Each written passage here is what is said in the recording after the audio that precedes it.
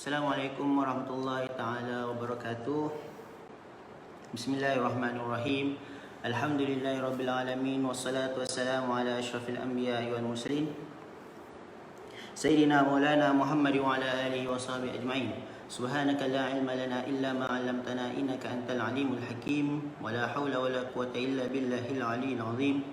Allahumma shalli ala sayyidina maulana Muhammadin nur المذهب للنسيان بنوره وعلى آله في كل لمحة ونفس عدد ما وسع علمك آمين. أما بعد. InsyaAllah pada hari ini kita akan menyambung pembelajaran ataupun perbincangan kita berkaitan tentang fiqh mazhab Imam Syafi'i berpandukan dengan kitab Matan Nabi Abi Syuja'. Pada minggu lepas kita telah membahaskan berkaitan tentang rukun-rukun wudu, di mana kita sedia maklum bahawa rukun-rukun wudu ada 6. Yang pertama niat. Kita dah bahaskan bila waktu niat, adakah niat melalui mulut, adakah niat melalui hati, bila itu tempat niat lah. Ada pun pada waktu niat bila pula, adakah sebelum membasuh muka, adakah di tengah membasuh muka. So itu telah dibahaskan pada minggu lepas. Seterusnya selepas niat adalah membasuh muka. Bagaimana ukuran yang wajib untuk dibasuh, ataupun bagaimana ukuran muka ataupun wajah yang wajib dibasuh ketika berwudu. Itu pun telah kita bahaskan bagaimana hukum kalau contoh janggut dia tebal. Kalau untuk hukum contohnya janggut tebal seorang perempuan, kening tebal, macam mana hukum dia. So itu telah kita bahaskan pada minggu lepas. Seterusnya rukun wudu yang ketiga adalah menyapu tangan. Bagaimana hukum ataupun bagaimana ukuran tangan yang wajib dibasuh oleh seseorang untuk menjadikan wudunya sah. Adakah jari tambahan wajib dibasuh? Apa yang perlu dibersihkan pada tangan sebelum membasuh tangan dan sebagainya. So itu telah dibahaskan pada minggu lepas. Seterusnya daripada rukun-rukun wudu adalah membasuh sebahagian daripada kepala. Adakah diperbolehkan menyapu rambut? Adakah diperbolehkan menyapu kulit kepala? Adakah hujung rambut dikira sebagai menyapu kepala? Itu juga telah kita bahaskan pada minggu lepas. Selepas itu adalah membasuh kaki dan seterusnya adalah tertib. Pada hari ini kita akan masuk, itu adalah rukun-rukun wudu yang telah kita bahaskan.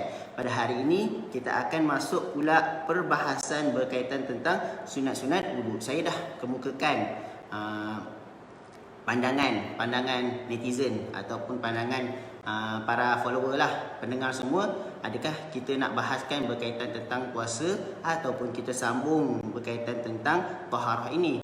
Tapi persoalan saya agak hambar lah, tiada yang menjawab di komen, tidak mendapat sambutan yang baik lah.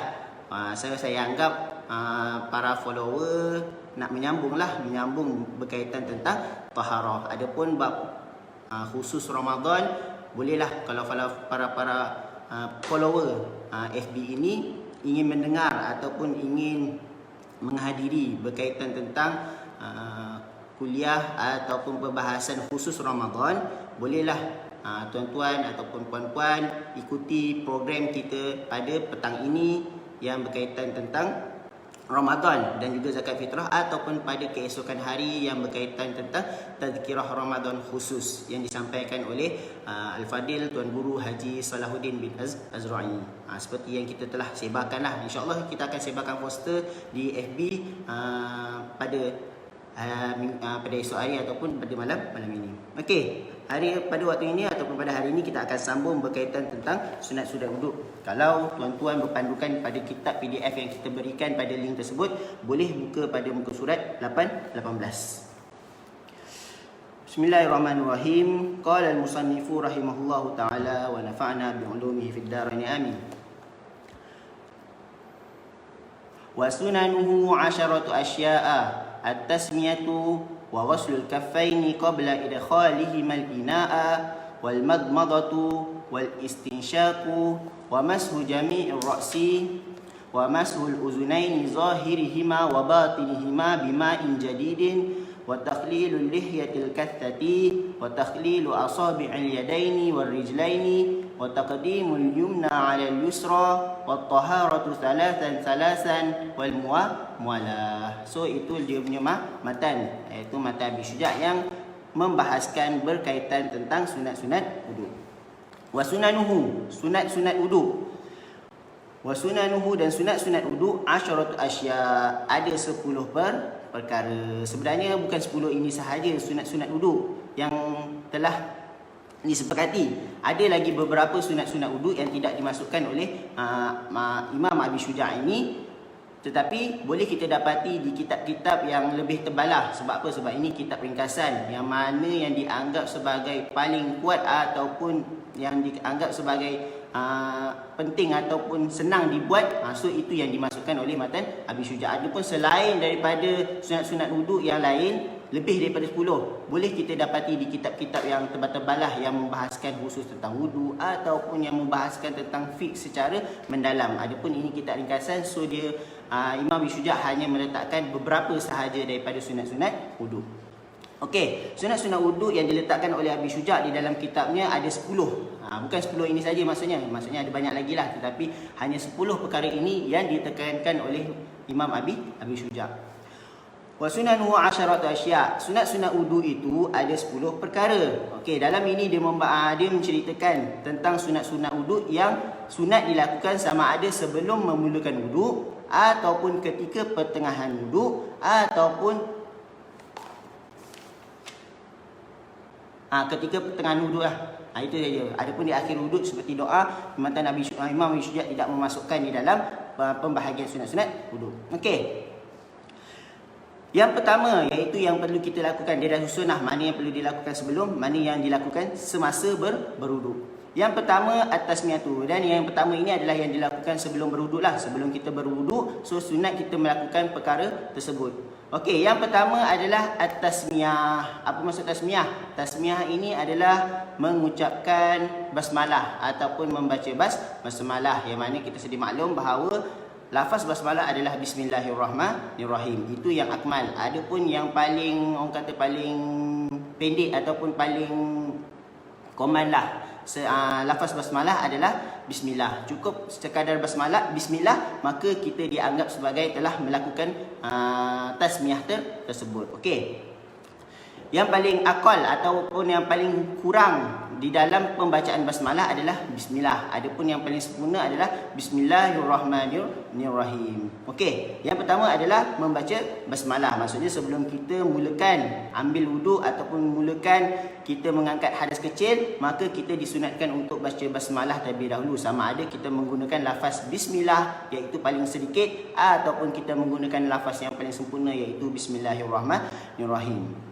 Okey, andai kata seseorang tersebut terlupa pada awal dia terus ambil wuduk, maksudnya terus mulakan wuduk tanpa memulakan wuduknya dengan basmalah, adakah dia berpeluang ataupun adakah dia boleh untuk melakukan sunat basmalah ini? Okey, bagi situasi ini, orang tersebut masih lagi boleh melakukan sunat basmalah ini, di mana iaitu ketika mana dia mengingati bahawa dia terlupa bacaan basmalah. Contohnya, dia dah ambil basuh tangan, kemudian ketika dia dah basuh muka, kemudian ketika tengah membasuh tangan, dia baru teringat yang dia tidak memulakan wuduknya dengan bacaan basmalah. So bila dia nak letakkan bacaan basmalah, adakah dia perlu baca basmalah dan mengulang balik wuduknya? Tak.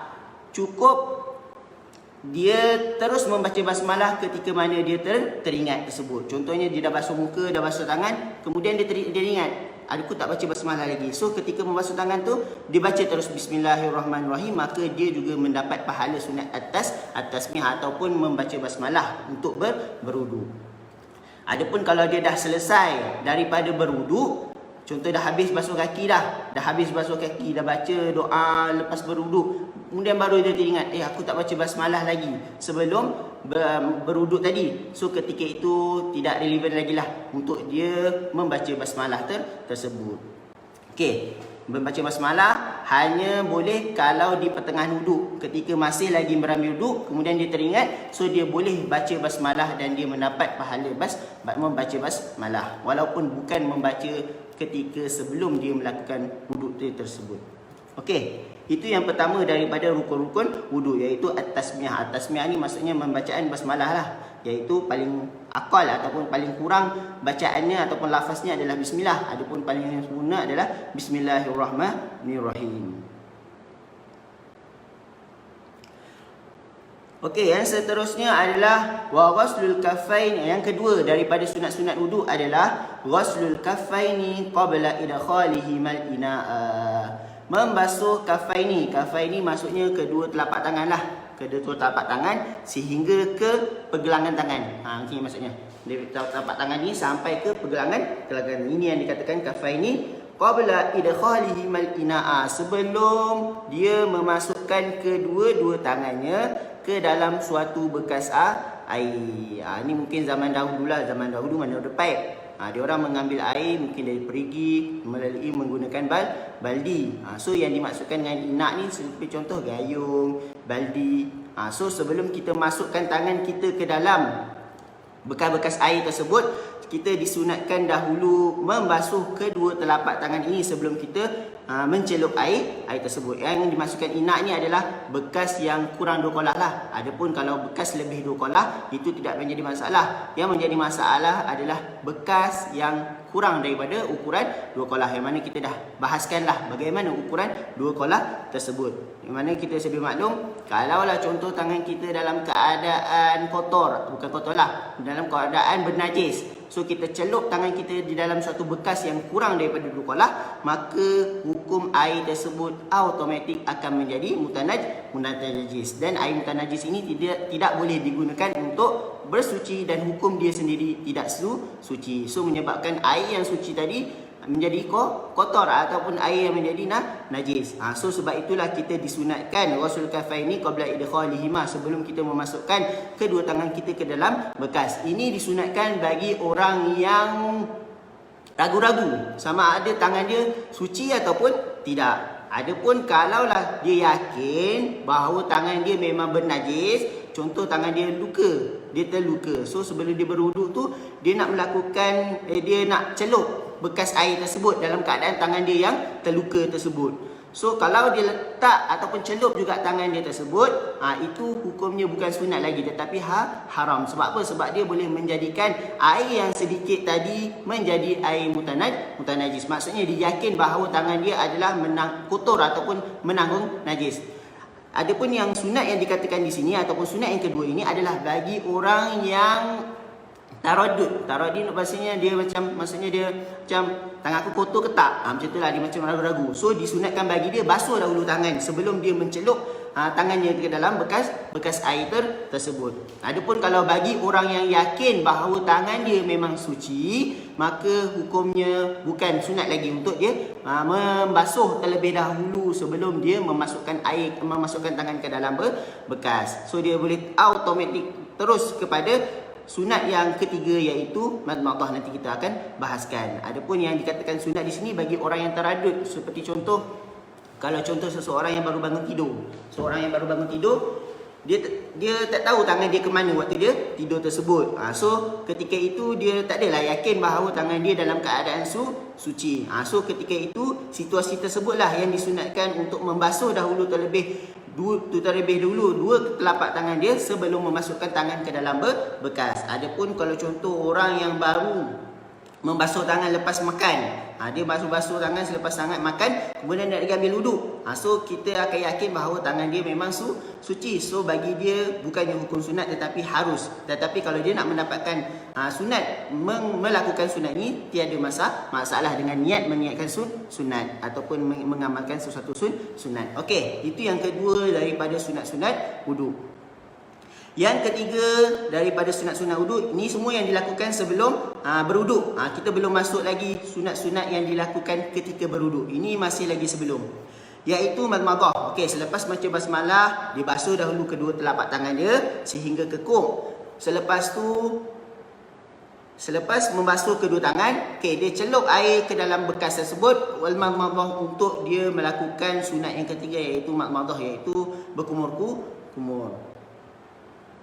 Dan berkumur-kumur ini sudah tertunai ataupun sudah dikira sah ataupun sudah dikira terangkat pengamalan sunnah madmadah ini dengan cara kita hanya memasukkan air ke dalam ke dalam mulut tanpa kita gogok ataupun kita pusing-pusingkan dia ataupun kita spin dia di dalam mulut. Contohnya kita nak hanya meletakkan air di dalam mulut, maka ia sudah dikira melakukan sunat mat madhah walaupun kita tidak gogok dia ataupun kita tidak buang dia semula. Contoh kita dah masukkan air kemudian kita telan. So dia dikira sebagai sunat mat madhah.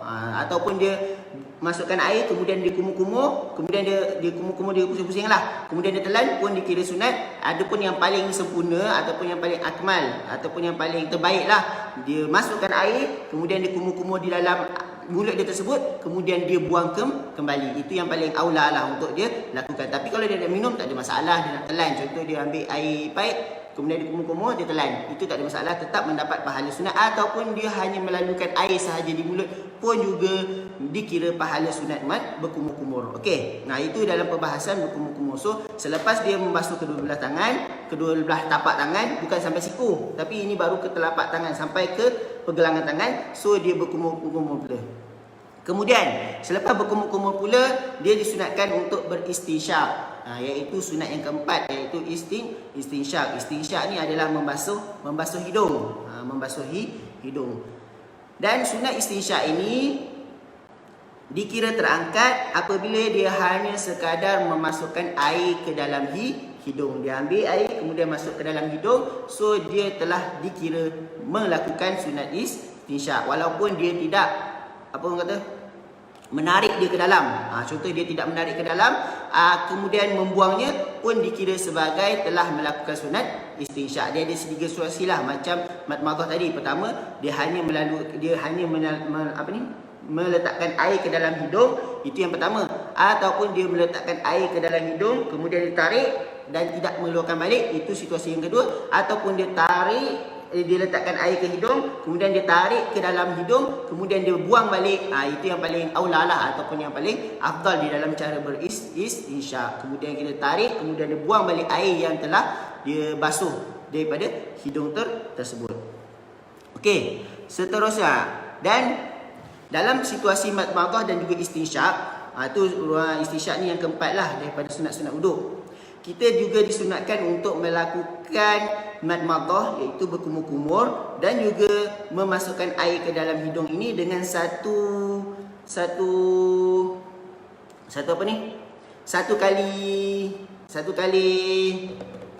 kali gayungan, satu kali macam tu lah. Contoh kita ambil air kemudian kita kumur-kumur. Contoh kita ambil satu air, kemudian air tersebut kita gunakan sekali untuk berkumur-kumur dan juga untuk membasuh hidung. Setengah kita ambil air untuk mulut dan setengah yang lebihnya kita masukkan ke dalam hidung. So dalam mat madhah dan istinsyak ni kita hanya menggunakan 3 kali ambilan air sahaja, bukan 6 kali. Maksudnya itu yang sunat lah. Tapi nak gunakan 6 tak ada masalah.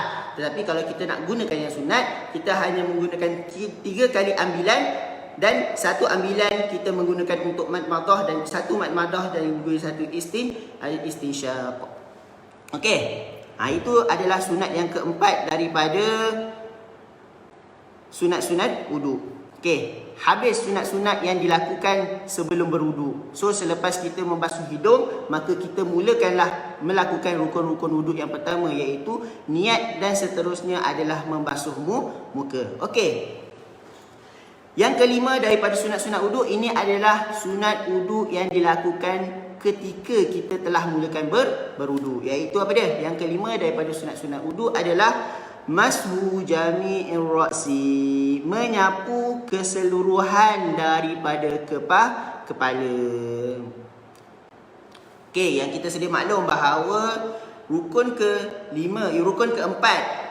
keempat daripada rukun-rukun wuduk adalah menyapu sebahagian kepala. Adapun yang sunat, kita bukan menyapu sebahagian kepala, tetapi kita menyapu keseluruhan kepala daripada kepala kita tersebut. So itu adalah dikira sunat lah. Yang wajib hanya kita menyapu sebahagian, setengah ataupun sikit sahaja daripada ukuran kepala, itu wajib. Adapun sunat ini adalah kita menyapu keseluruhan kepala. Dengan ukuran kita zon bahawa seluruh kepala kita telah menyapu, maka kita telah melakukan sunat. Antara metod yang yang diberitahulah bagaimana kita untuk melakukan mashu jami' ra'si ni ataupun menyapu keseluruhan kepala ini adalah dengan kita meletakkan dua ibu jari kita di bahagian atas telinga ni. Di atas telinga ni. Kemudian bagi orang yang botak, cukup dia sekadar dia mulakan daripada dua jari telunjuk ni, dia dorongkan sampai ke belakang. So bagi orang yang botak cukup sekadar macam tu. Tapi bagi orang yang rambut panjang, sunat dia menyapu keseluruhan kepala sampai ke belakang dan dia menolak balik ke hadapan. Ke hadapan.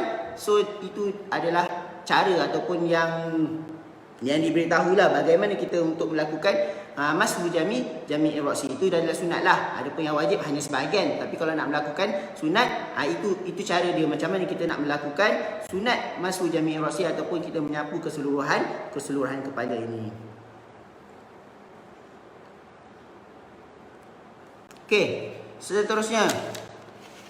Seterusnya daripada sunat-sunat wuduk yang dilakukan ketika berwuduk. So itu tadi waktu dia adalah ketika membasuh kepala, menyapu kepala lah.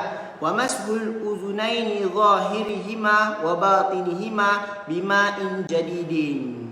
Yang keberapa ni?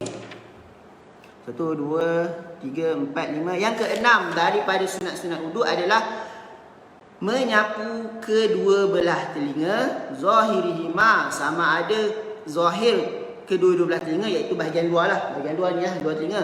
Wa batinihima, dan juga di dalam kawasan telinga ini bima'in jadidin, dengan air yang baru, iaitu bukan dengan air yang kita gunakan untuk menyapu kepala tadi. Maksudnya selepas kita menyapu kepala, kita ambil air yang baru untuk menyapu telinga pula. Ini berbeza dengan madah dengan istinsyaq. Maknanya kita disunatkan untuk disekalikan ambilan air, kita sekalikan untuk melakukan madah dan juga istinsyaq. Adapun di dalam membasuh kepala dan juga telinga, kita disunatkan mengasingkan ambilan air tersebut. Maksudnya air satu ambilan khusus untuk menyapu kepala, dan satu lagi air khusus untuk menyapu kedua belah telinga. Zahirina wa batinihima, sama ada zahir telinga, wa batinihima, dan juga batin di dalam, maksudnya di dalam celah-celah, semuanya kita disunatkan untuk melalukan air bima'in jadidin, dengan menggunakan air yang baharu. Okey, antara cara yang diberitahu bagaimana untuk kita melakukan penyapuan telinga, zahir dan juga batin ini adalah, yang pertama, kita gunakan jari telunjuk. Yang jari telunjuk ini, yang pertama first step dia adalah kita menyapu dulu batin telinga. Maksudnya kita masukkan sini, kemudian kita lalukan setiap aliran yang terdapat di dalam telinga tersebut. So selepas dah habis, kita tolak guna ibu jari ini di belakang telinga ini sampai ke depan. So habislah kita melakukan penyapuan telinga zahir dan juga batin. Dan kita disunatkan untuk melakukan sekali, bukan kanan dahulu, kiri dahulu, ataupun kita lakukan satu-satu lah. Maksudnya kanan first ataupun kiri second, bukan. Tak, tapi kita disunatkan ambil air, terus buat sama-sama. Maksudnya kita basuh kedua batin dan juga zahir telinga ini secara serentak dengan menggunakan air yang diambil secara sekali ambil. Okey, so itu adalah menyapu telinga daripada sunat-sunat wuduk yang ke berapa tadi?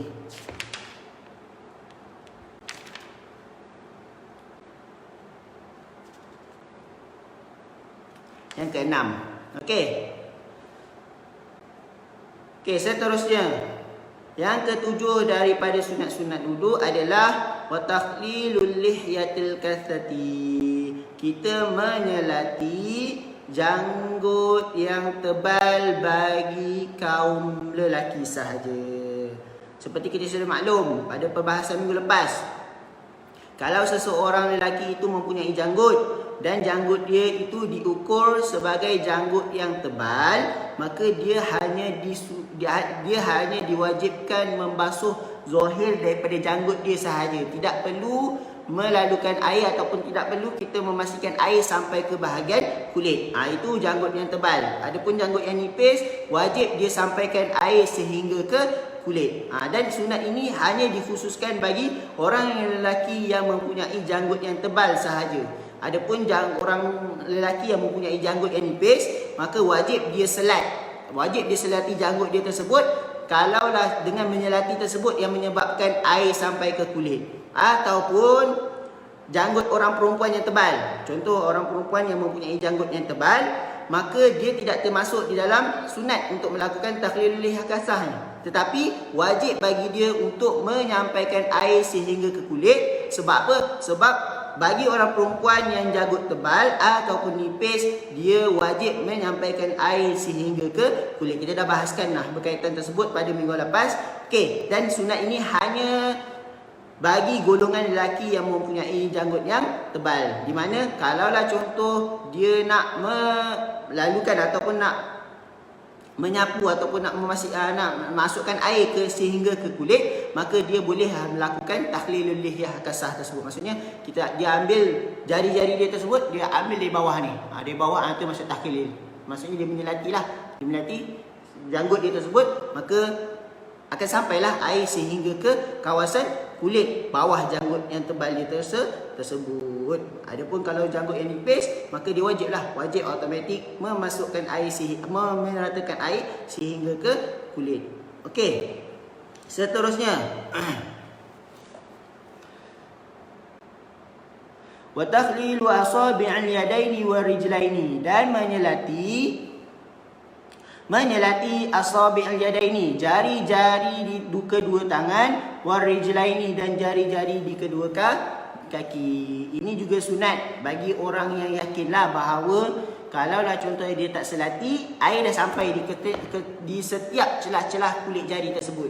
Tapi kalaulah contohnya bagi seseorang yang contoh berbadan besar lah, yang berbadan besar-besar ni, so tangan dia ataupun jari dia akan terlipat-lipat. So nak tak nak, dia perlu selat ataupun dia perlu memasukkan air sendiri di dalam celah-celah yang terlipat tersebut. Sama ada lipat-lipat jari, dilipat-lipatan jari tersebut lah. So dalam situasi ini, baginya bukan sunat lagi untuk menyelati, tetapi baginya adalah wajib. Adapun yang bagi yang orang yang disunatkan untuk menyelati ini adalah bagi orang yang memang jari dia renggang dan boleh dia pastilah bahawa air akan masuk ataupun air akan lalu di seluruh inci daripada kulit-kulit dia, maka dalam keadaan tersebut barulah dia disunati untuk menyelati tangan-tangan dia. So cara selat macam ni lah, macam tu je.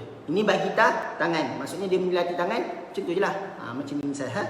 Lepas dia membasuh tangan kanan, kemudian selat sikit, kemudian 3 kali, kemudian tangan kiri pula, dan dia selat bahagian jari-jari dia tersebut. Adapun kalau bagi jari kaki macam mana kita nak lakukan? Kalau jari kaki kita menggunakan jari kelingking kiri. Jari kelingking kiri, tangan kiri kita ni, maka setiap daripada jari kaki tu kita cedok, mulai daripada jari hujung kaki kanan ini, satu-satu macam tu. Macam tu. Setiap tu, kemudian kaki kiri pun sama juga macam tu juga. 1, 2, 3, semuanya menggunakan tangan kiri ataupun jari kelingking tangan kiri. Okey. Itu cara kita nak menyelati kaki, kedua-dua tangan dan juga kedua-dua kaki. Okey. Seterusnya daripada sunat-sunat duduk adalah taqdimul yumna 'alal yusra. Kita mendahulukan basuhan belah kanan 'alal yusra sebelum kita membasuh yang kiri. Ini bagi yang mempunyai pasangan lah. Contoh seperti tangan, kaki, apa lagi? Okey, tapi ini bukan bagi telinga. Kalau telinga tadi dia disunatkan sekaligus, telinga kanan kiri kita buat sekaligus. Adapun yang ini hanya selain daripada telinga, seperti contoh kanan tangan. So selepas kita membasuh muka, sunat kita dahulu membasuh tangan kanan sebelum kita membasuh kiri. Boleh tak dia nak basuh tangan kiri dahulu? Boleh, tak ada masalah. Ini hanya sunat. Contoh lepas basuh muka, dia basuh terus tangan kiri 3 kali, kemudian baru basuh tangan kanan. So itu tidak menjadi masalah, cumanya dia tidak mendapatkan pahala sunat sahaja, ataupun dia membuat sekaligus. Contoh kat kolam masjid tu, dia celup kedua-dua tangan dia terus dalam kolam tersebut sehingga ke siku. So dia tidak mendapat pahala sunat lah, sebab dia tidak mendahulukan yang kanan sebelum yang kiri. Begitu juga kaki, basuh dahulu kaki kanan, kemudian barulah basuh kaki kiri. Taqdimul yumna 'alal yusra, mendahulukan kaki kanan, yang bahagian kanan 'alal yusra sebelum yang kiri. Okey, Seterusnya daripada sunat-sunat wuduk adalah at-taharatu salasan. Melakukan kesemua sunat dan juga rukun ini salasan 3 kali. Ini semua hanyalah sunat saja, iaitu kita melakukan 3 kali tersebut itu adalah sunat. Adapun basuhan wajib adalah pada basuhan yang pertama. So yang dianggap sunat adalah pada basuhan kedua dan juga basuhan yang ketiga sahaja. Okey, itu ialah yang dikatakan sebagai sunat. Tapi yang wajib adalah basuhan pertama. Yang basuhan pertama itu adalah wajib lah. Tapi kalau kita tidak, contoh kita basuh setiap anggota wuduk ni sekali je. Basuh muka sekali, basuh tangan sekali, kemudian menyapu kepala sekali, dan basuh kaki sekali, sah tak wuduk dia? Sah, hukumnya sah. Cuma dia tidak mendapat pahala melakukan seluruh perbuatan wuduk itu 3 kali. Ini termasuk sunat lah. Kita basuh tangan sekali 3 kali. Basmalah tak lah. Basmalah cukup sekali. Kemudian contoh basuh tangan kedua tapak tangan 3 kali. Kemudian kita berkumur-kumur dan juga membasuh hidung 3 kali. Kemudian membasuh telinga 3 kali. Menyapu keseluruhan kepala 3 kali. Apa lagi? Dan dari perkara-perkara yang dilakukan ketika berwuduk. Okey. Pada minggu lepas ada persoalan berkaitan tentang basuhan yang ketiga. Seseorang membasuh tangan. Dia membasuh tangan 3 kali. Okey, dia basuh 1. Kemudian dia basuh 2 dekat paip tersebut. Kemudian dia basuh yang ketiga. Okey, selepas yang dia basuh yang ketiga tersebut, dia tak ambil air untuk menyapu kepala. Dia terus sapu kepala dia. Adakah dikira sah penyapuan kepala dia tersebut? Okey, dalam situasi ini penyapuan kepala dia dikira sah. Sebab apa?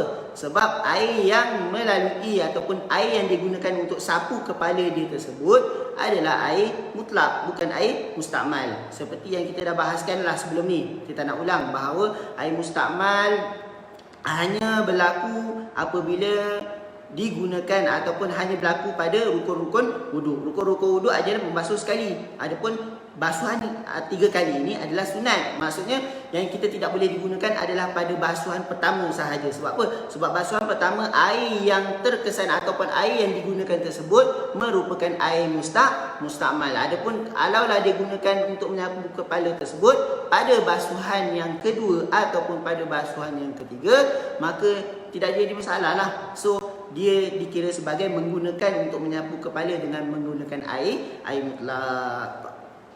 Okey, dan yang terakhir daripada sunat-sunat wuduk yang dinyatakan oleh Matan Abi Syuja' adalah wal mualatu. Wal mualatu ni maksudnya kita melakukan setiap daripada rukun-rukun wuduk dan juga sunat-sunat wuduk itu secara berturut-turut. Bukan secara tidak berturut-turut. Maksudnya tidak berturut-turut ni maksudnya kita membiarkan suatu masa yang kosong di antara setiap perbuatan wuduk tersebut. Contohnya lepas dia basuh muka. Lepas dia basuh muka, dia relax dulu, dia minum kopi dulu, dia habiskan drama dia dahulu, kemudian dia pergi basuh tangan. Atau contoh sekarang kan, contoh kalau dulu-dulu lah. Kalau dulu-dulu kan cerita-cerita kan ada iklan-iklan. So time iklan tu lah kita nak solat, time iklan tu lah kita nak ambil wuduk, time iklan tu lah kita nak buat segala perkara-perkara yang bukan menonton televisyen tu lah. Okay, so sekarang ni contoh iklan dia sekejap je.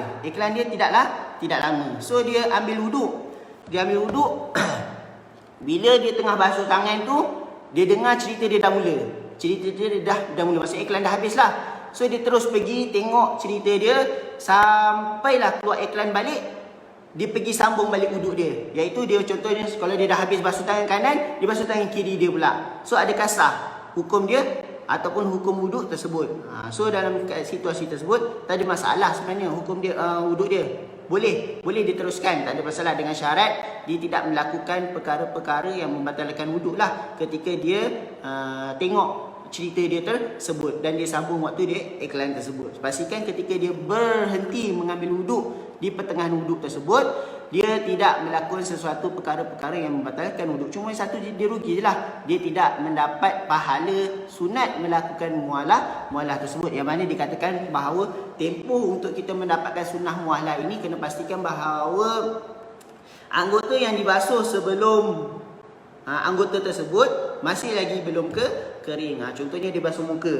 So dia akan mendapat pahala mualah kalaulah air di muka tersebut masih lagi belum kering dan dia terus basuh tangan. Tapi kalau contoh dia air muka dia dah kering, kemudian baru dia nak basuh tangan, maka dia tidak mendapatlah pahala melakukan mualah ataupun berturut-turut ini. Okey. Habis sunat-sunat wudu. Ada lagi sunat-sunat wudu yang lain. Dan kalau tuan-tuan puan nak tahu lagi daripada sunat-sunat wudu yang lain, bolehlah tuan-tuan dan puan-puan lihat ataupun ceklah, tengok di dalam kitab-kitab yang lebih terperinci ataupun lebih detail dia punya perbahasan. Contoh sepertinya doa seperti wudu ataupun doa ketika setiap membasuh anggota. Ada juga disusun bahawa setiap membasuh anggota ini ada doa-doa dia. Ketika berkumur ada doa dia, ketika kita beristinsyak ada doa dia, ketika membasuh muka ada doa dia. Dan dari segi dan lain-lain lah daripada sunat-sunat wudu. Okey, habis sunat-sunat wudu. Faslun wal istinja'u wajibun minal bauli wal ghaid. Kita masuk pula perbahasan berkaitan tentang qada hajat ataupun adab-adab qada hajat dan juga istinja ini. Okey, insya-Allah kita habis, kita masuk pada minggu hadapan dah bab istinja ini. Wallahu a'lam. Sallallahu ala sayyidina maulana Muhammad wa ala alihi wa sahbihi wa sallam. Subhanakallahumma wa bihamdika asyhadu an la ilaha illa anta astaghfiruka wa atubu ilaik. Amiltu su'a wa zalamtu nafsi faghfir li fa innahu la yaghfiru dzunuba illa ant. Subhanakallahumma wa bihamdika asyhadu an la ilaha illa anta astaghfiruka wa atubu ilaik. Amiltu su'a wa zalamtu nafsi faghfir li fa innahu la yaghfiru dzunuba illa ant. Subhanakallahumma wa bihamdika asyhadu an la ilaha illa anta astaghfiruka wa atubu ilaik. Amiltu su'a wa zalamtu nafsi faghfir li fa innahu la yaghfiru dzunuba illa ant. Bismillahirrahmanirrahim. Innal insana lafi khusr illa alladhina amanu wa 'amilus solihati wa tawassaw bil haqqi wa tawassaw bis sabr. Subhana rabbika rabbil izzati amma yasifun wa salamun 'alal mursalin walhamdulillahi rabbil alamin. Wassalamu alaikum warahmatullahi taala wabarakatuh. Ramadan tajalla wa batasama